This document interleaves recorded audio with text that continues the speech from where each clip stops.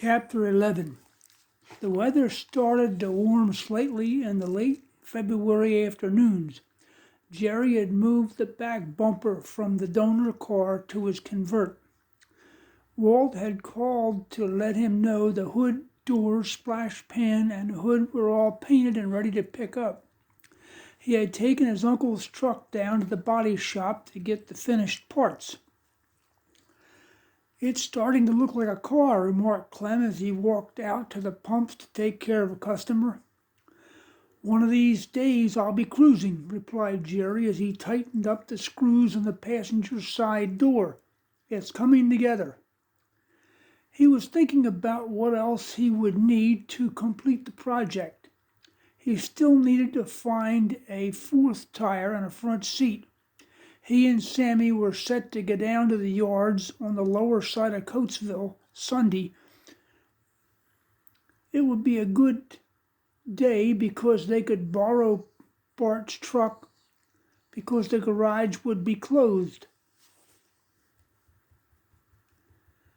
Jerry walked into the garage office and greeted his uncle, who looked up from his newspaper and smiled.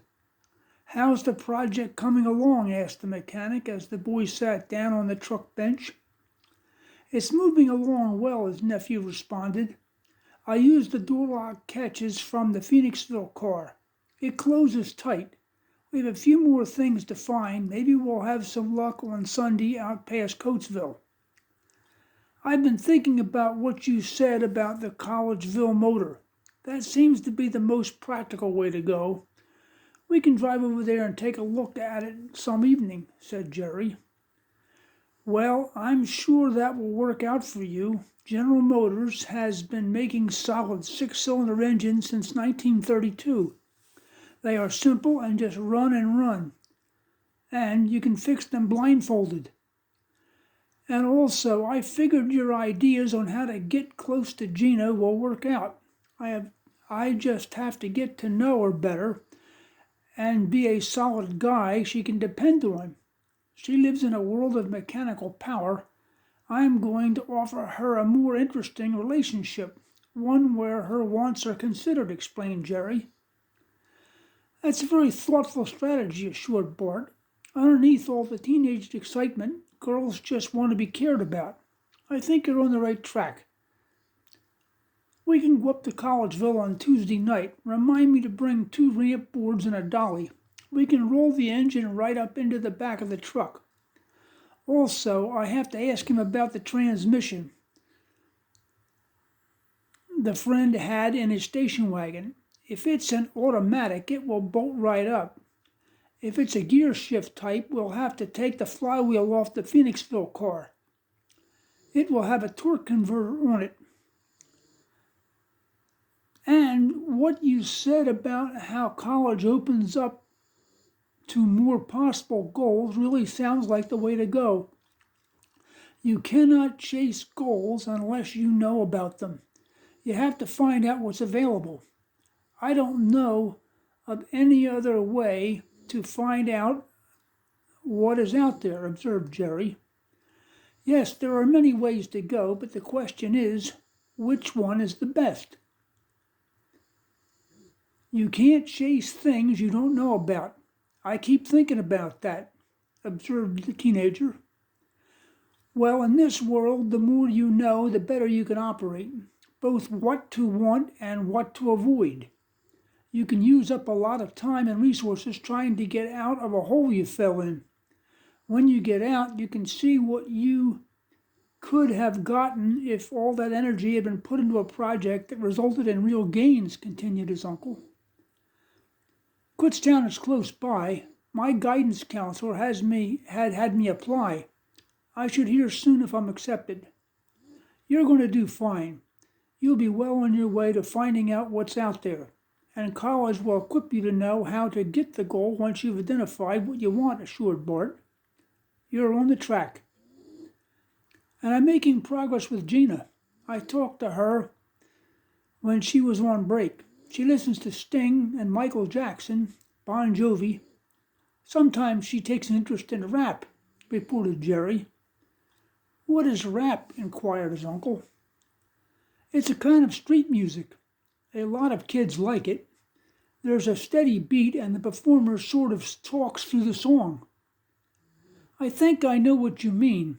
If you're sitting at a light with the windows down and a young guy pulls alongside with his radio turned up high, you hear thunk chaka chaka chaka, thunk chaka chaka chaka, thunk chaka chaka chaka, dabba dabba dabba dabba, or I'll hit you with a bat.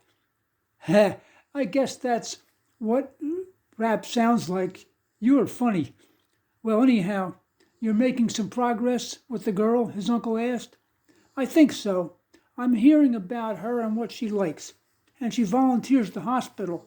I was surprised to hear that. But it turns out her aunt is a nurse there, Jerry added.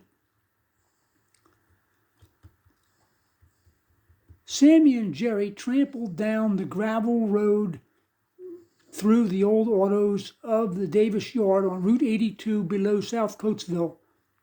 The snow was almost all melted off the cars, but there were piles here and there where huge front loader machines had piled it.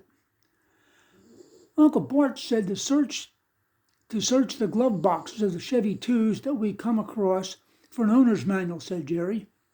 Good idea, I'll check them out. Boy, your uncle thinks of everything, said Sam. Thinking is the center of operations. He says tomorrow will be the result of what you do today. If you follow that out, that is how you have to approach your moves. He's always trying to do things today that will make tomorrow better. Sam considered the idea and responded, You are really lucky to know him. He always knows the best way to go. Yeah, he always is trying to get the most production out of his time. Last week he bought the equipment to do front-end alignments, and he took me through all the processes he ran before he made the move. Another garage in Spring City was going out of business. The old guy was retiring, and the wheel alignment equipment was for sale, so the price was much lower than brand new stuff. But Uncle Bart looked at many other factors. He knew there were no other shops in the area who do that kind of work. There were some in Pottstown and one in Phoenixville. There is one over at Eagle, but right around close there would be no competition. Okay, that makes sense. Yeah, and then he calculated how many front ends he would have to do to cover the costs of the machines. Once his costs were covered, at that point his jobs would make him money, continued Jerry. Sam shook his head and replied, Man, he looks at everything. He says math is a basis for operations. Every day I see he's right, continued Jerry. You have to be able to calculate. What is happening with Gina? Sam inquired. I don't know. Sometimes she seems very happy to see me. Other times she's lost in another world, reported Jerry. She seems moody. That's what girls do. They are moody.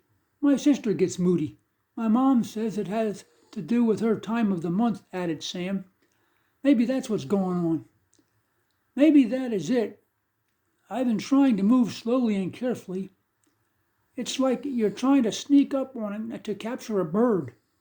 If I startle her, it will scare her away. Ain't that the truth?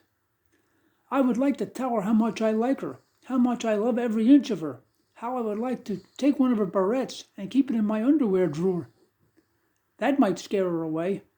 I would only take it out and look at it on days when I haven't seen her, pined Jerry. Yeah, I know how you feel. Just knowing it was in your drawer nearby would let you feel close to her. Uncle Bart says you just have to keep talking to girls. They love to talk. Just talk to them about anything.